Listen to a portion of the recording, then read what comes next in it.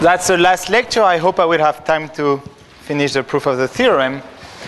Let me remind you what we did so far. So we proved that PC of Q is larger or equal to the self-dual point, P self-dual of Q, which is square root of Q over 1 plus square root of Q. And this was Deng argument. Just remember that it's a very mild argument. It works in a lot of models, and it mostly uses the fact that there is a unique infinite cluster when it exists. Okay? Uniqueness of the infinite cluster is crucial in this argument. And we prove a second thing, which was a little bit trickier to prove. We prove that at the self-dual point, so for any Q larger or equal to 1, at the self-dual point, the probability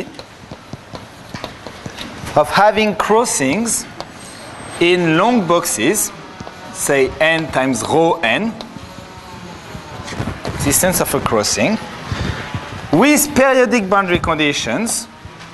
So let's say you just put yourself in a big box minus m squared.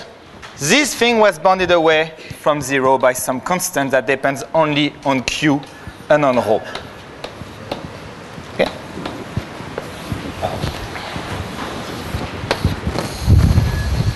For any n and any m large enough. Okay?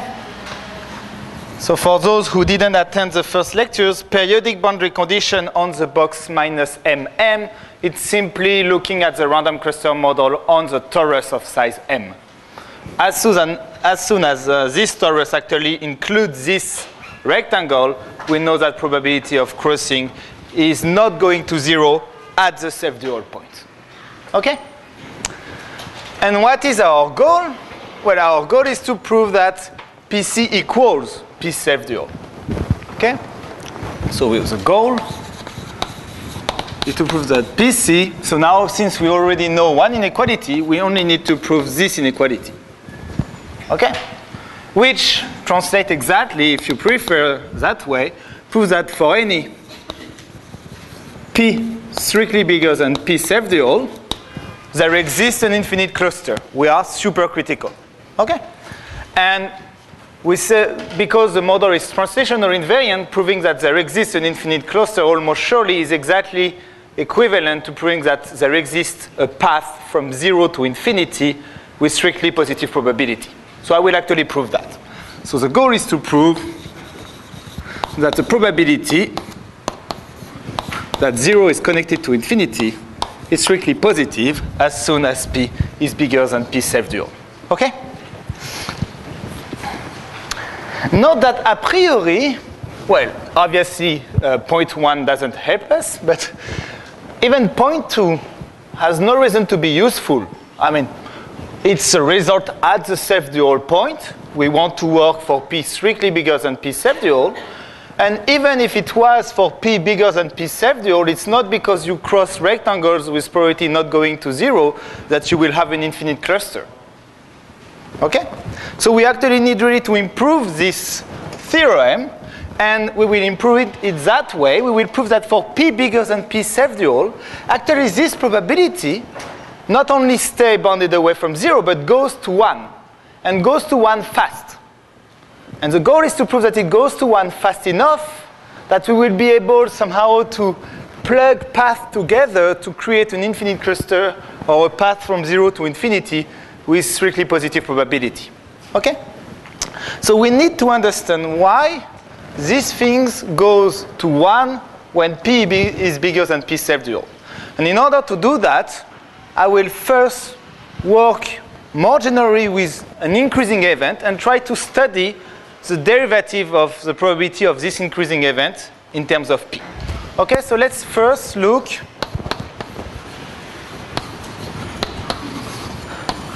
at this kind of quantity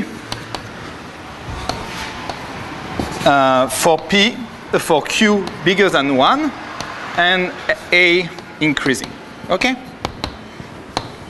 I want to study this, and my main goal is to prove that for a very wide variety of events A, the typical graph that I will find if I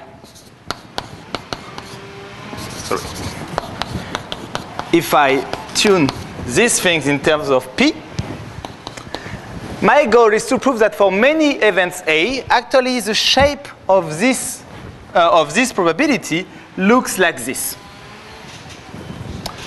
Means that it doesn't like to be lying between 0 and 1. It wants to be close to 0 or 1. Okay? So let's say this is 1. So in terms of the derivative here, it's saying that if the probability of A is not close to 0 nor 1, then the derivative is actually big. There is a very narrow window where, say, the probability is between epsilon and 1 minus epsilon. Okay? Why is this good? Because if I can prove somehow that my event here belongs to this class of nice increasing events, then I will have that the window is actually localized at the self-dual point, and that I'm necessary, when P is bigger than P self-dual, I'm necessary in this part of the space, and the probability is very close to 1. Okay? That was a little bit not very precise, but don't worry, I will go into more details later. Okay. So let's study first example, the case Q equal 1. How can I express the derivative of the probability of an increasing event for Q equal 1? Well, if I look, let me drop the dependency in 1. If I look at P of the probability at P plus epsilon of an event A minus the probability at P of an event A, well, I can express this in terms of the coupling I gave you in the first class. I told you you can couple all the percolation measures together, and by simply taking uniform random variable on every edge. So this is exactly saying that omega P plus epsilon is in A, and omega P is not in A. Okay, omega P was constructed from my coupling by saying that E is open in omega P if U is smaller or equal to P. That was my construction of the coupling. Okay? So this you can check that it's exactly equal to this. This is a measure for the coupling. Okay, but what is omega P plus epsilon minus omega P? What are the edges which are open in P plus epsilon and not in omega P? Well, they are exactly set of edges E such that P is strictly smaller than UE and smaller or equal to P plus epsilon. Okay? So if I look at this thing on a graph, on a finite graph G, you see that at the first order, there will be only one edge which has UE between P and P plus epsilon. The probability that UE is in this interval is epsilon. So if you fix the number of edges and you let epsilon goes to 0, at the first order you have only one of these edges which is open in omega P plus epsilon and not in omega P. So this edge, if he wants to really contribute to this, it needs to be very important. It needs to be in such a way that if it's closed, then A doesn't occur, and if it's open, then A occurs. We call such an as a pivotal edge. Okay? So here, you need first, so you need E to be pivotal, and therefore, when you look at this thing at the first order, you get that this is roughly epsilon times the sum over all the edges in your finite graph G of the probability that E is pivotal. You can restate that by saying that at P. So you can restate that by saying that the derivative of the event A with respect to P is the sum of the probability of E is pivotal. So I'm certain many people already saw this. This is called the Rousseau formula.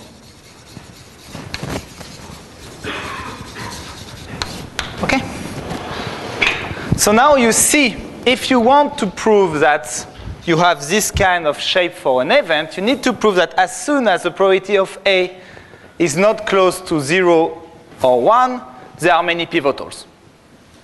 Because this is simply the expected number of pivotal points for a configuration.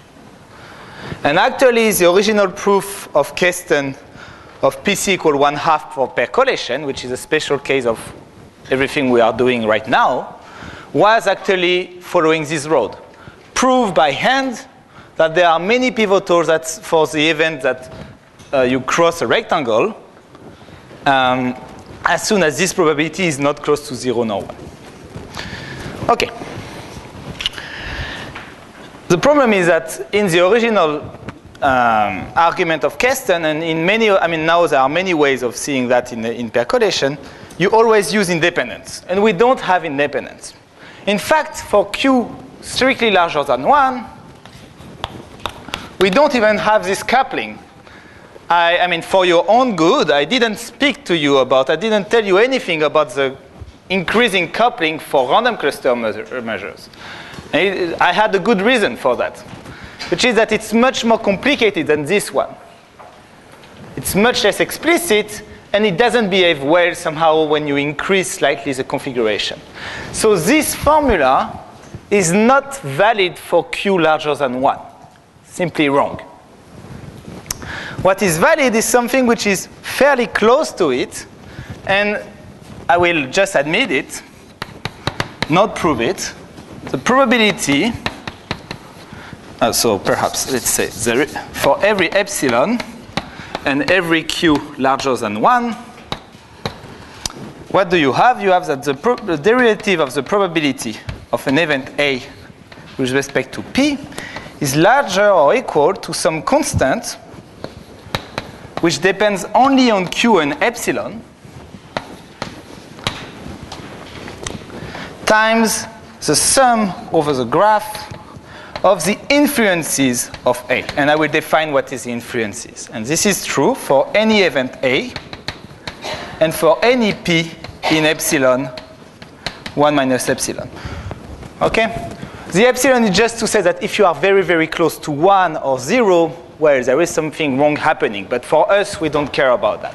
What is the influence?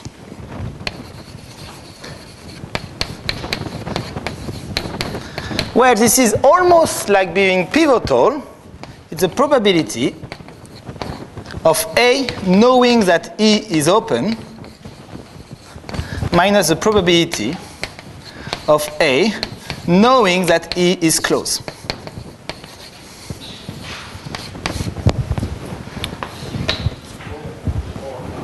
Yeah, I will.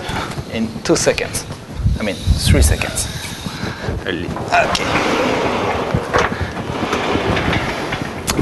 Okay.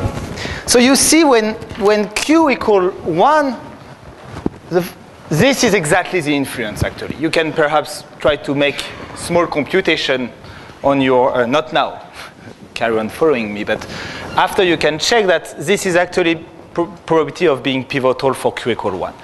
For Q larger or equal to 1, this is something a little bit different. It's still saying the edge E is influencing A, in the sense that if it's open, then A occurs. If it's closed, then A doesn't occur. But somehow it's a little bit more subtle, and it's not surprising because in random cluster model, you have long-range dependency. So you couldn't expect something like in percolation where everything is very local. Okay? So let me admit this. It's actually not very hard to prove. It's a simple computation. You differentiate the formula for the probability of A, and you will find this.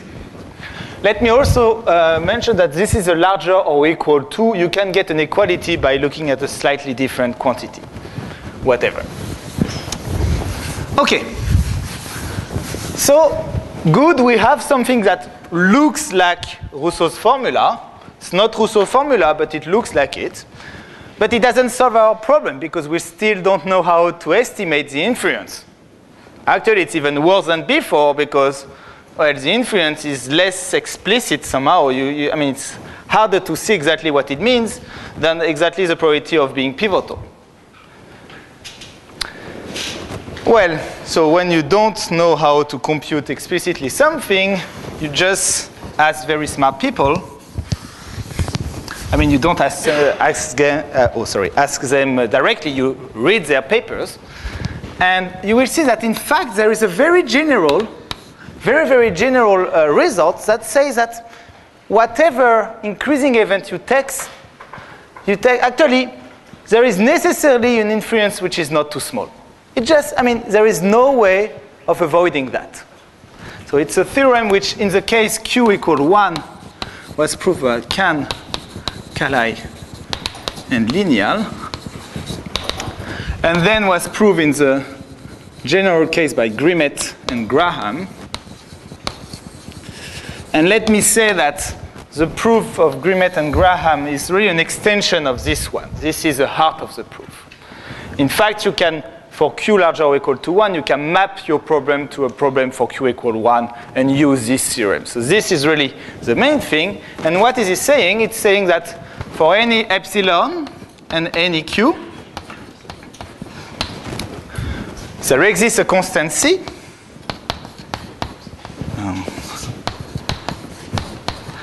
such that where the maximum of the inferences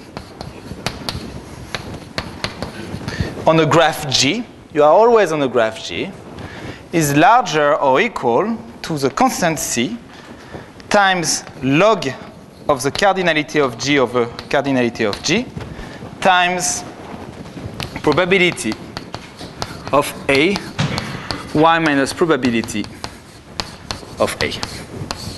And this is true for any event A increasing and for any P in epsilon 1 minus epsilon. So once again, you don't want to be too close to 0 nor 1, but as soon as you are not like that, then the maximum of the inferences is not too small. This is just telling you when you are not too close to 0 or 1. Okay? So it's a completely abstract theorem which is telling you there is one inference somewhere which is not too small. And the proof of this is actually using discrete Fourier analysis and hypercontractivity. So you saw yesterday what it was. The proof is not very long. And I can perhaps refer you to the lecture notes of Garban and Steif for the Clay Summer School 2 years ago, where this proof is presented, and it's a very nice proof. So it's presented only when Q equal 1. Really, the Q larger or equal to 1 is you just map your problem to the Q equal 1 case. So really, it's not much more general somehow. Oh, I forgot to tell you, I'm cheating. But here it's also completely uniform. You could add any boundary conditions. Everything works fine. No problem with that. Okay?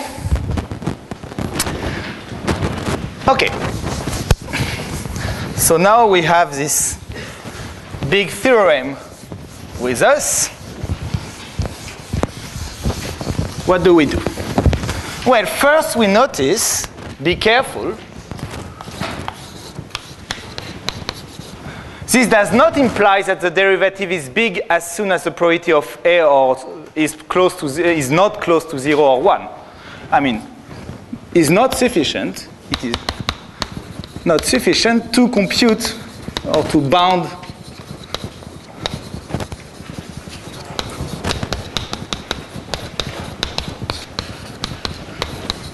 from below.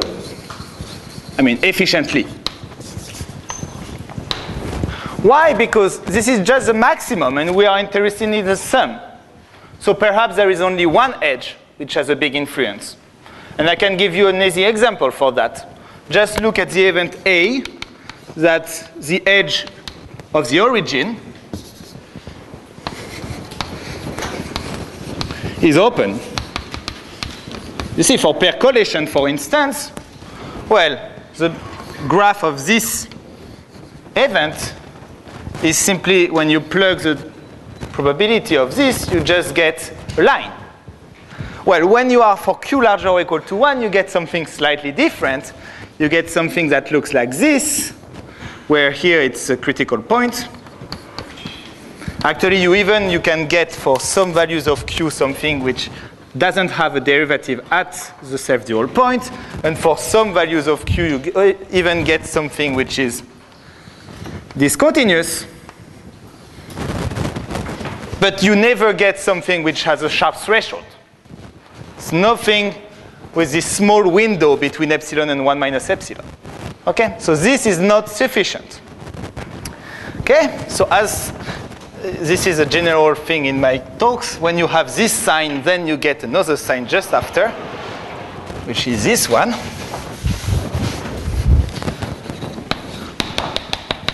You can actually avoid this problem by introducing a new idea, which is that you can look at a translational invariant event. Why? Because in such case, all the edges have the same influence, namely the maximal one.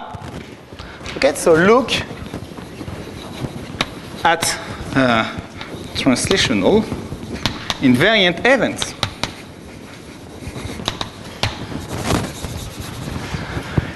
So you need to be a little, so let's say we are on a torus now, and you start to understand why we worked so hard to have something with periodic boundary conditions. If you are on a torus of size m, so let's say it's minus m squared, then the derivative of a would be bigger or equal to this constant c times the probability of a, 1 minus the probability of a, times, well, the maximum influence, so it will be log of m over m times m, because I have m influences, m square, sorry. You have m square influences, which are the maximal one. This m square actually disappeared with this one, and you'd get that as soon as you are not close to 0 nor 1, your derivative is bigger than something times log m. So now you have a sharp threshold for these events. Okay? Let me say that here I cheated a little bit. You have two kinds of edges, this edge and this edge. But here you will just get that one of these edges is a maximal influence. You will get over 2 here, but everybody is safe. Don't worry, that doesn't change anything. Okay. Well, how do we use this now?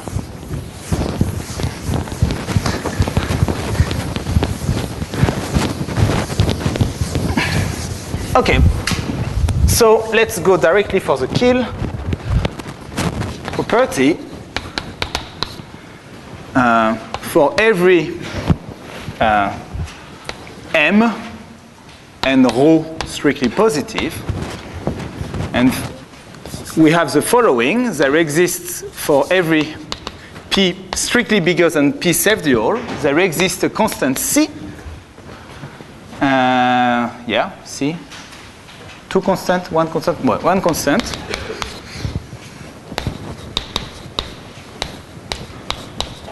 Such that, now if I look at the probability under periodic boundary condition, P, Q, and on the box, on the torus of size minus Mn, Mn, then the probability of crossing n times rho n rectangle is actually bigger, and that's now I need to do something. It's bigger than 1 minus exponential of minus c.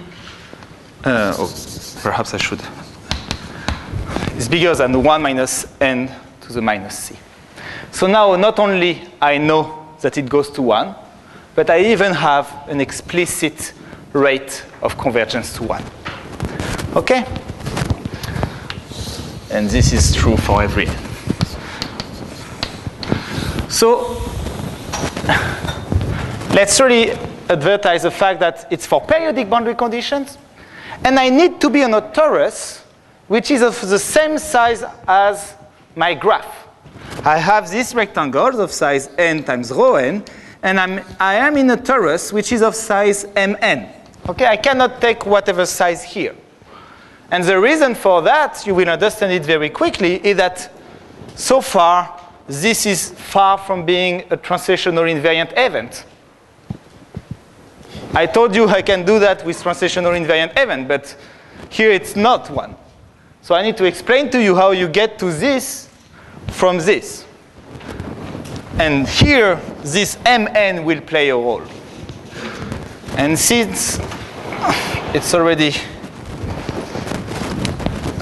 not so simple to present it on the blackboard, what I will do is I will just take a special case, perhaps rho equal 2 and m equal 4. Okay? So let's prove this. Okay? Actually, it works really the same for any m and rho. So what do we want to do? Well, we want to find first an event which looks like this event and which is translational invariant. And we will simply take the event A that there exists a rectangle of size, so what did I take? N and 4n, which is cross. Okay?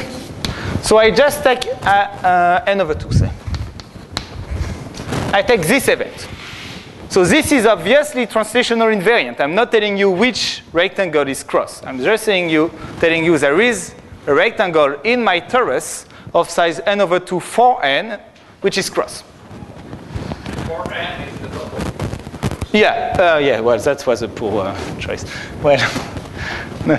This 4 has nothing to do with this 4, except there are two different 4. It's 4 primes there. Okay, so now it's just because it's less, I mean, you will see there is a big number which I want to minimize, just for my drawing abilities, nothing more. Second thing,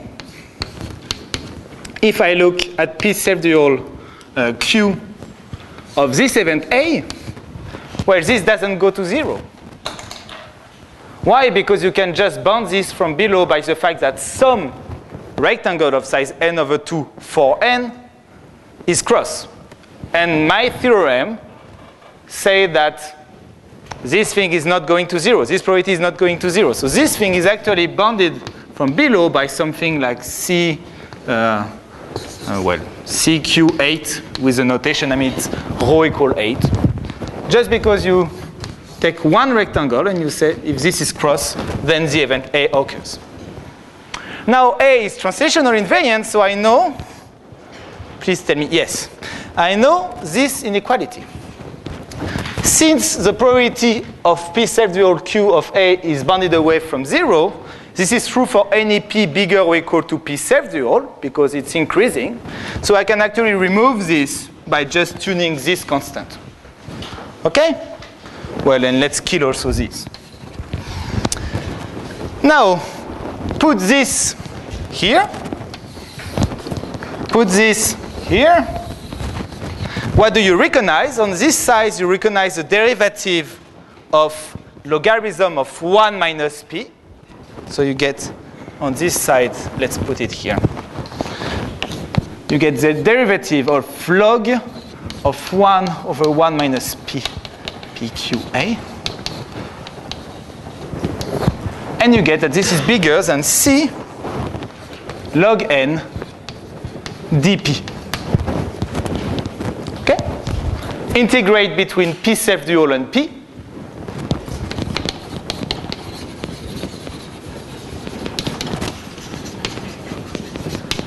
And you get exactly this claim. You get that the probability with periodic boundary condition of A is bigger than y minus n to the minus c. Okay, so for this translational invariant event, you get this.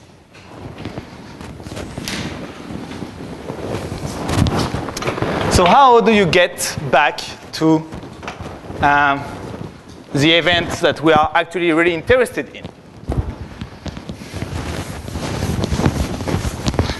Well, notice that if there exists a rectangle of size n over 2 for n which is cross, then when I draw my torus of size 4n times 4n, there exists one of these rectangles of size n times 2n.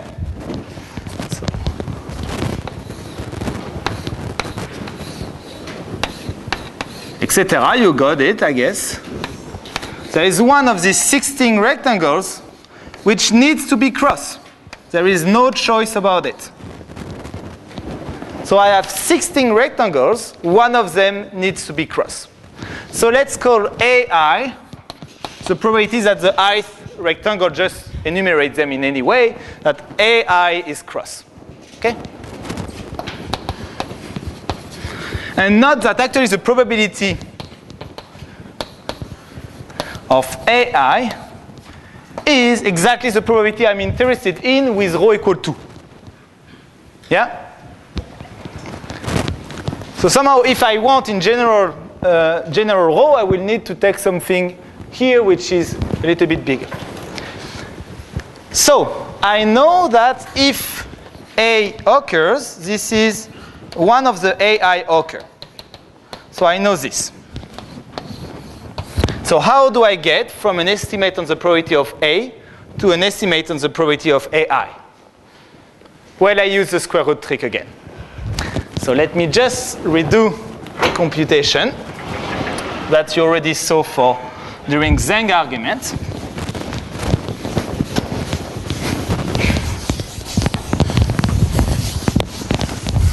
So let me say that actually for percolation, Bolobash and Riordan use an argument like that.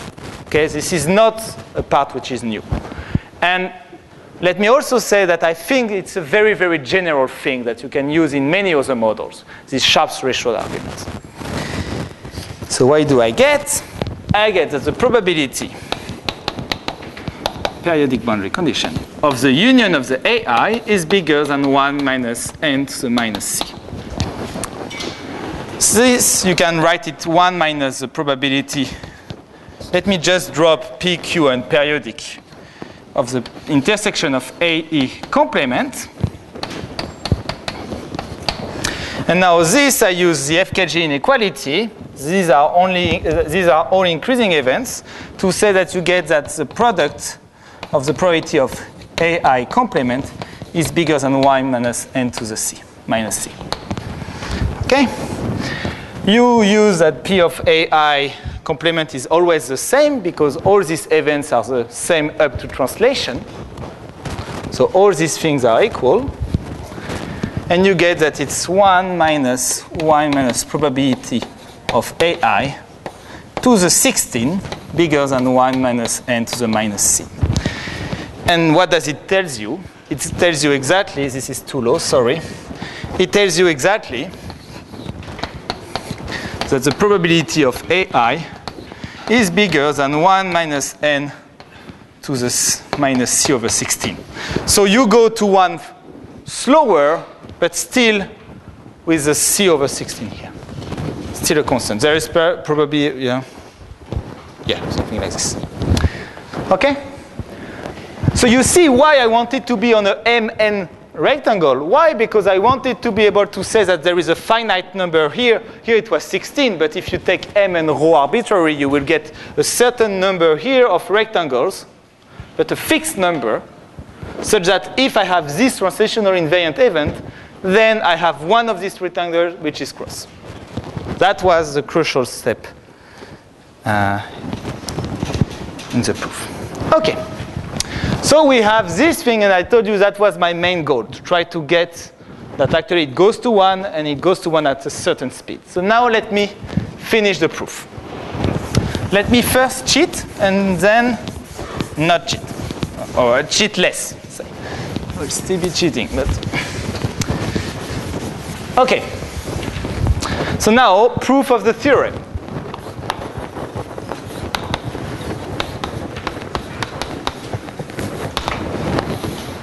So fix P bigger than P self-dual, and let's first cheat. I want to prove that there is an infinite cluster almost surely, or that there is a path from 0 to infinity with strictly positive probability. What I can do is I can apply this thing with rho equal 2, and say, okay, let's look at a rectangle of size 1 times 2, and assume it is cross. Then a rectangle of size 2 times 4, and I assume that it's cross, etc. 4 times 8, you got it, etc. Let's AN be the fact that the nth rectangle is cross, okay? Then you see that the intersection of AN obviously contains the fact that there is a path from 0 to infinity. So actually the probability under probability of 0 connected to infinity is larger or equal to the probability of AN, the intersection of AN. The FKG inequality tells me that this is bigger than the product of the probabilities. And now I can use this to tell you, well, the nth rectangle is basically of size 2 to the n. So this will be bigger than the product of the 1 minus 2 to the n to the power minus c. And this is a strictly positive infinite product. Okay? So it can look surprising because this speed of convergence is somehow the weakest one you can get. I mean, this theorem that we use on the Sharp threshold is the weakest one. It's a general Sharp threshold argument. But actually, it's sufficient to tell you the speed of convergence. I mean, the speed of convergence is sufficient to tell you that this product is finite. Where did I cheat? Well, I cheated when I didn't care about boundary conditions. That's always the same deal. Okay? I needed to be in a box. You have these boundary conditions that are somehow helping you, and they are at finite distance somehow of you. So I need actually to take care about that. And the idea is not very different. What I will do is that I will construct this infinite path by nested path, trying always to keep some good wired boundary condition close to me. So how do I do that? Look at the following event. Well, let's draw bigger.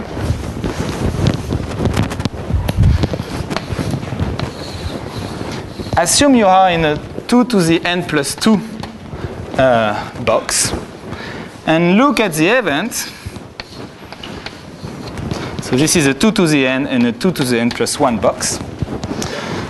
It's not at the right scale, but assume that there exists, look at the event that there exists a path from the boundary of this box to the boundary of this box, and an annulus, a path in the annulus surrounding this,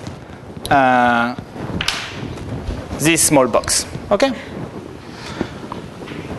So by the FKG inequality, you can actually express the probability of this event. It's, I mean, simply, if you take some boundary condition psi here, the probability of this event C is bigger than, say, the probability that you have a crossing in this box, that you have a crossing in this box, in this box, in this box, and in this box.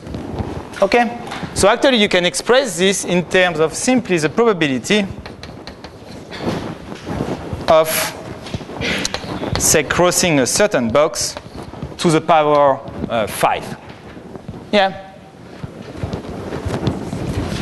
This is just due to the FKG inequality. So now how do I conclude? Don't worry, it's the last lines, and then I will give you some conjectures and explain a little bit the global picture here. Okay, so now what do? Well, I will define C0 to be the fact that in my box of size 2n, I have this event. 2n plus 2, I have this event.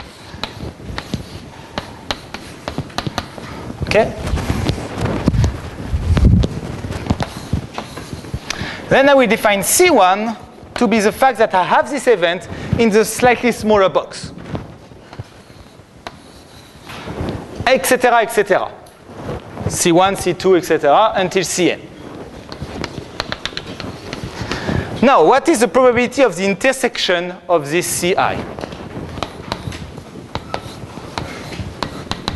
Well, it's the probability of C0 times the probability of C1 knowing C0 times etc., etc. the probability of Cn knowing C0, C1, Cn minus 1. And you see that this is exactly like before. This is contained in the fact that there is a path from 0 to the boundary of the box of size 2 to the n. Okay? So what I want to prove is that the probability of this intersection is not going to 0 when n goes to infinity. Okay. What is the probability? Let's take one guy in the middle. The probability of Ci knowing C0, Ci minus 1. What does it boil down, this conditioning? Well, this conditioning is telling you that there exist connections outside, etc. And when you get to the annulus, say this annulus, let's say now this is I, plus 2 perhaps. This thing is forcing the existence of a dual, of a primal path surrounding this box in this annulus. Okay? This is due to the existence of Ci minus 1. There is a path surrounding, and it's a wired path. Condition on the exterior-most such path. Okay? So let's gamma be the exterior-most such open path in this annulus. Then you see that conditioning on gamma only gives me information on the outside of gamma. Why? Because I can tell you that, say, gamma equals some path gamma is actually measurable in terms of the edges outside of this path. And moreover, the edges on this path needs to be open. So now the probability of Ci knowing this, you know, you want the existence of this path and this path in this random area. But on this area, you have boundary conditions which are wired. And these wired boundary conditions are actually even closer than the boundary condition wired here. This is helping me even more. So actually, the probability of Ci knowing C0, Ci minus 1 is bigger than the probability if you take wired boundary condition on the box of size 2 to the I plus 2 squared. It's bigger than the probability of this event, which itself is bigger than the probability if you take periodic boundary conditions. Periodic boundary conditions are smaller than wired because wired are the biggest one. So this thing is bigger than this thing to the 5. So this is actually bigger than 1 minus, okay, so Ci is so 2 to the n minus I times minus C. Okay? There is one guy, which I didn't tell you how I actually compute it, is the first guy, P of C0. But the thing is, what I will use is simply that the probability of C0 is bigger than the probability of C0 at the P self-dual. I will not use that this guy is probably very close to 1. But I don't know that. I will just say it's strictly positive, because I know it's bigger than what it is at the self-dual point. So this guy is bounded away from below by this probability to the 5 at the self-dual point. So it's bigger than some constant. So you see, surprisingly enough, when you do this computation, the first guy, you don't prove that it goes to 1. you cannot prove it, because otherwise it would be, too easy.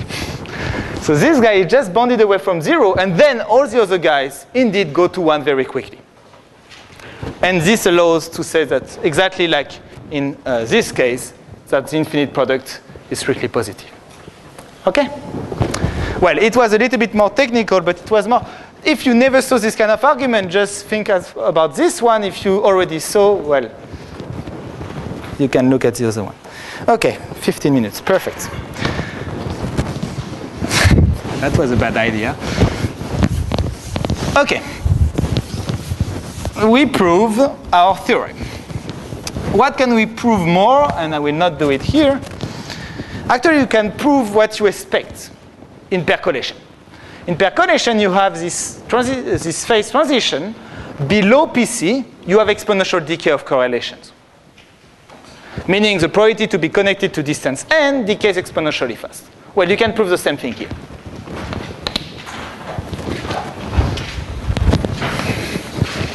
Theorem for Q larger than 1 and for P smaller than P self-dual, well, now I will call it PC. There exists a constant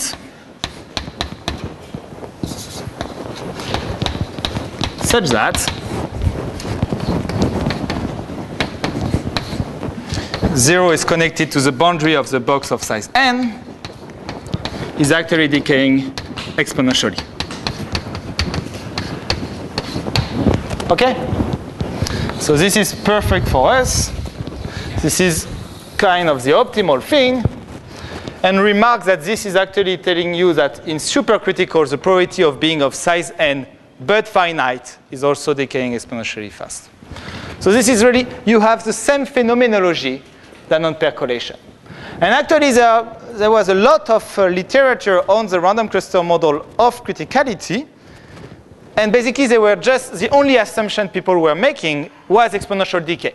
And then they could prove that basically it works like for percolation. But they didn't know this exponential decay. So now, somehow, this is telling you that all these theorems that were conditional results are now good results that hold up to PC.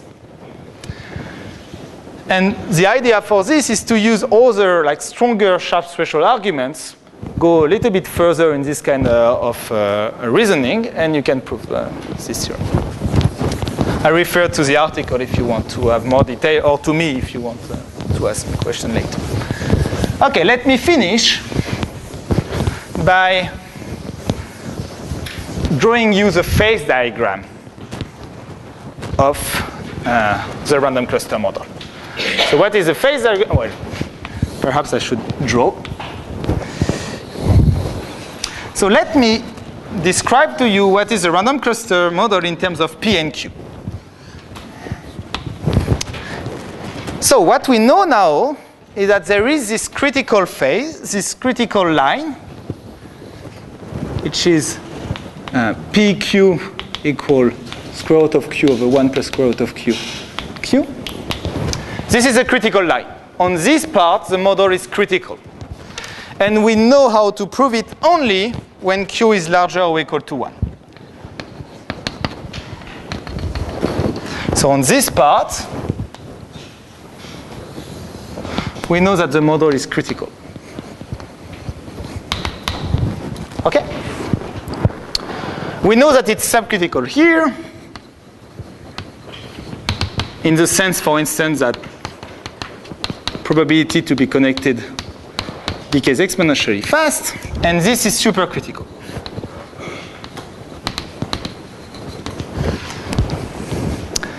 Now, what happened at criticality? Well, the answer depends on the Q. There is this kind of critical Q, which is Q equal 4. This has nothing to do with, a priori, with the four-color theorem, which says that above this Q, at the self-dual point, at the critical point, here you will actually have non-uniqueness of the infinite measure. I know that Vincent actually spoke about that. This will be different from this. Okay? And actually, you know even better. So what will happen is that phi 0 will look like a subcritical measure, in the sense that phi 0 of 0 phi 0 of 0 connected to the boundary of size n of the box of size n will be decaying exponentially fast. And on the other hand, actually, if you take wired boundary condition, you will look like a supercritical model in the sense that you will have an infinite cluster.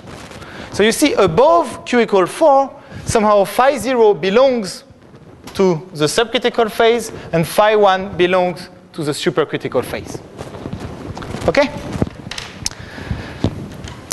For q smaller or equal to 4, this is not expected to be the case. Sorry? Oh, okay, so I should say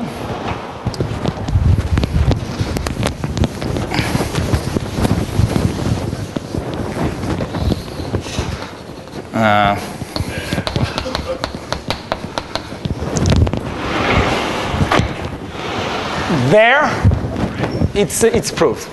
If it's a for very large Q, you know actually that phi 0 is not equal to phi 1. Okay? And this is due to the fact that you can extend a pairs argument for people who know up to the critical point. Okay, so upstairs is okay. So here we expect that phi 0 is equal to phi 1.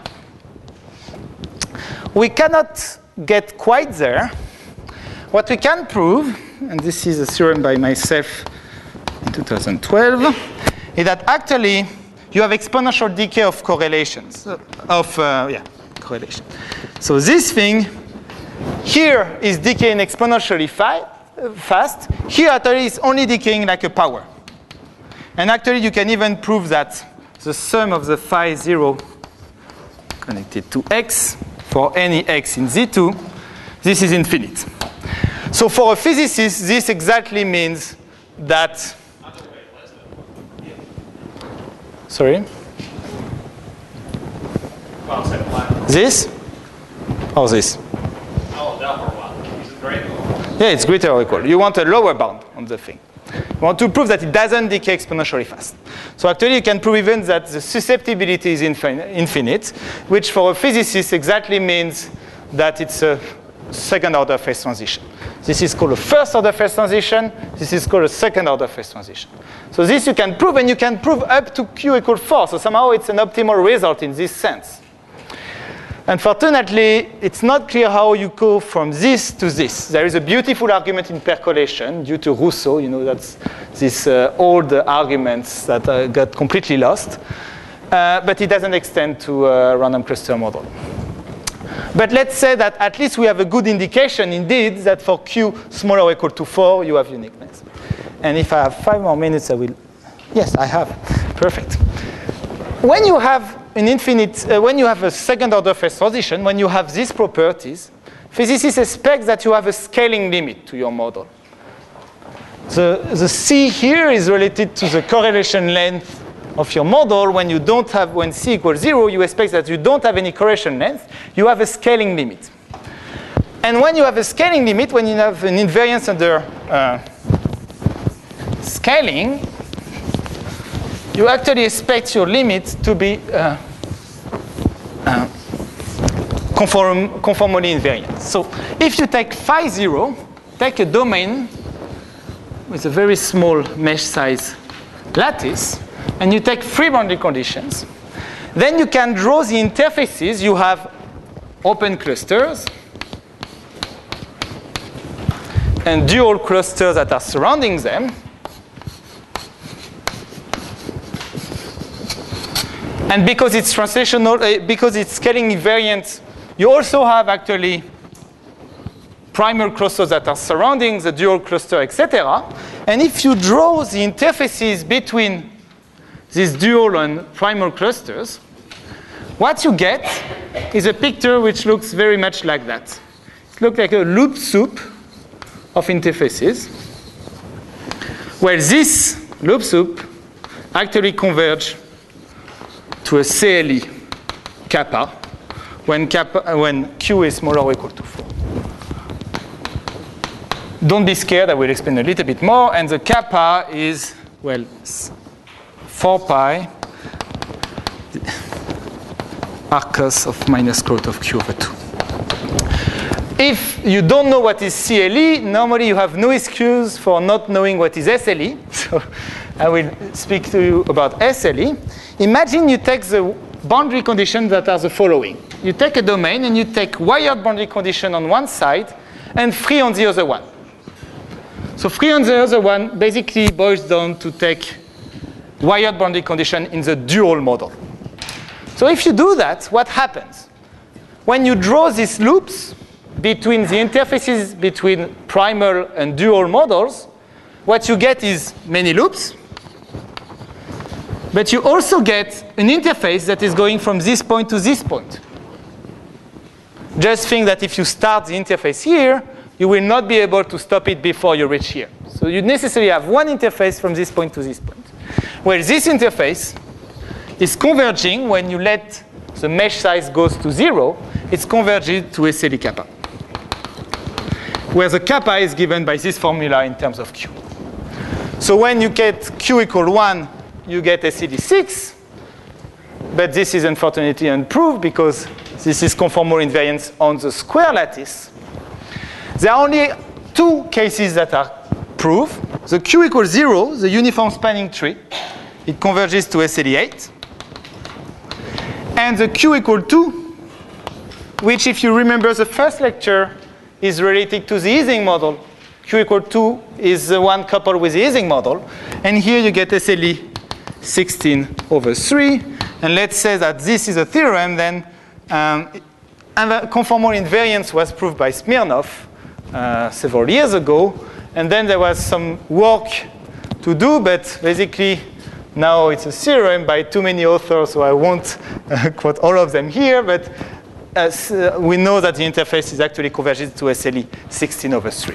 That's the two only cases where we know. We don't know for the other cases. And interestingly, you see the SLE kappa, the kappa is varying continuously. So somehow it's telling you that all these critical models, they are critical, but in some different way somehow. If you look at critical exponents of things like this, it depends continuously on the Q.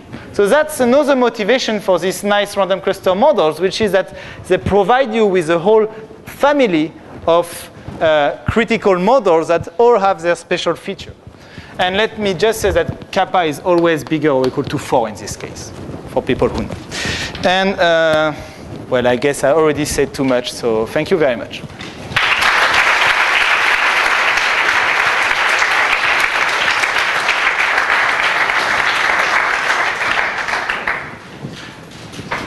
Questions?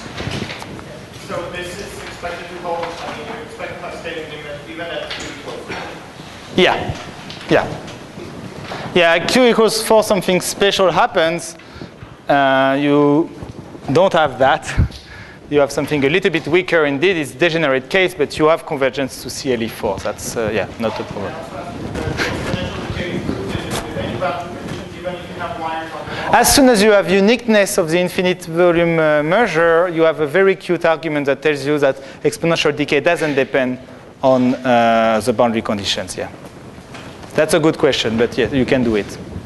So in particular, it allows you to prove the exponential decay of the volume of your cluster, which is a priori a little bit more complicated.